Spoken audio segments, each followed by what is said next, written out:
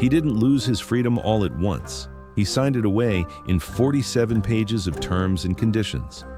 For 30 days, he would not choose who to text. He would not choose who to see. He would not choose who to love. An algorithm would, and he agreed to obey it. In 2027, 31-year-old Daniel Mercer lived in Austin, Texas. He worked as a product strategist for a mid-sized AI company. Ironically, one focused on predictive analytics for retail behavior. His job was simple: forecast desire before people knew they had it. His dating life was less efficient. Daniel had been single for 4 years, not because he lacked options. According to his data, he had gone on 38 dates in 18 months, 6 short relationships, 2 that lasted more than 3 months, none that lasted. He described it clinically. "I optimize everything," he told us, "workouts, investments, sleep cycles, but when it comes to love, I default to impulse." The experiment began as a joke. At a conference in San Francisco, Daniel met a startup founder building what he called a relational operating system.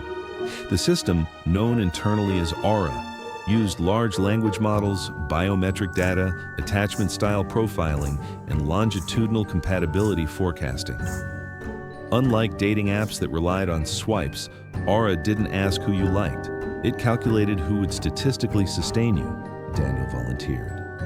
For 30 days, Aura would control every romantic decision. It would select matches from multiple platforms using API access. It would draft initial messages. It would schedule dates based on optimal psychological readiness windows, cross-referencing stress levels from his smartwatch and calendar data. Most importantly, Daniel agreed to comply. No secret texting, no off-algorithm meetings, no overrides unless deemed psychologically necessary by the research team. Over 72% of Americans aged 18 to 34 reported in a 2026 Pew survey that they would consider using AI to improve their dating outcomes, but few had surrendered full autonomy. Daniel would be one of the first. Phase 1 felt like cheating. Within 48 hours, Aura filtered 3,200 local profiles down to 11 candidates. It rejected 94% based on predicted conflict volatility, value misalignment, and attachment incompatibility. Daniel had historically gravitated toward high openness, high neuroticism partners. Aura labeled this pattern: short-term dopamine seeking, low long-term stability. The first message it sent on his behalf was precise, attentive, calibrated. It referenced shared interests but avoided overfamiliarity. Response rate, 82%. Daniel's previous average had been 34%. Dates were scheduled on evenings when his resting heart rate variability indicated emotional resilience. Restaurants were chosen for acoustic intimacy and moderate novelty exposure, stimulating enough for bonding, not overwhelming. After 3 dates, Daniel admitted something quietly unsettling. "It feels like the best version of me is operating." He wasn't over-texting, he wasn't oversharing, he wasn't chasing. Aura adjusted his humor density, increased empathetic mirroring by 12%, reduced self-deprecating remarks by 18%. Women described him as grounded, attentive, present. For the first time in years, Daniel experienced momentum without anxiety. By day 10, 2 candidates remained in active evaluation, Lauren and Priya. Lauren was a 29-year-old architect, independent, articulate, slightly guarded. Their chemistry was immediate. Priya was a 33-year-old epidemiologist, calm, reflective, emotionally literate. Conversation unfolded slowly but steadily. Aura scored compatibility across 146 variables. With Lauren, Daniel's excitement metrics spiked. Dopamine indicators inferred from wearable data were 27% higher.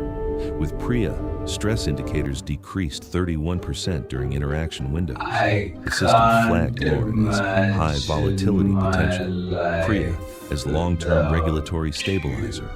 Daniel preferred Lauren. He didn't say it directly, but his biometric signals did. Phase 2 began when Aura started saying no. On day 14, Lauren invited Daniel to a weekend art residency outside the city. He wanted to go. Aura declined. Conflict probability model, 63% chance of accelerated attachment followed by destabilization within 3 months. Lauren scored high on novelty seeking and conflict engagement. Daniel's historical breakups clustered around similar profiles. The AI recommended maintaining slower pacing with Priya instead. Daniel stared at the notification for a long time. "I felt managed," he later said, "like my impulses were liabilities." He complied. Lauren's messages cooled. Priya's conversations deepened. Aura introduced structured vulnerability prompts into Daniel's dialogue with Priya, subtle but intentional. Questions about childhood stability, financial philosophy, long-term geographic flexibility. Topics Daniel might have avoided until month 3 were surfacing by. Silence lingered after the experiment ended. Not dramatic silence, not cinematic, just the absence of guidance. The following morning, Daniel woke up at 6:42 a.m. No notification suggesting optimal wake time. No dashboard summarizing emotional readiness. No compatibility projections. He lay still, waiting for a prompt that didn't arrive. He checked his phone out of habit. No curated message drafts, no filtered suggestions. Just Priya's last text from the night before. "Coffee was good. I'm glad we talked." It was simple, unoptimized. He typed a response, deleted it, typed again. This time it wasn't calibrated for attachment reinforcement or long-term pacing. It was uncertain, human. He sent it anyway. The first week without Aura felt inefficient. He second-guessed himself constantly. Was he texting too much? Too little? Was he accelerating something that needed time or slowing something that needed risk? Without predictive modeling, every choice felt louder, more exposed. He began to notice how often he reached for certainty. He opened his laptop twice to review the archived experiment data. Graphs, percentages, projected satisfaction curves, 78%. The number lingered like a ghost statistic. It wasn't a promise, it wasn't a guarantee, but it felt safer than instinct. One night, he almost reopened the system, not to restart the experiment, just to peek, to see what it would say about the way things were unfolding now. He stopped himself, closed the tab. If he looked, he knew he'd adjust. He would shift his tone, rebalance his vulnerability. Correct. Optimization had become reflex, and reflex is hard to unlearn. Weeks passed. Priya remained steady, not thrilling, not chaotic, steady.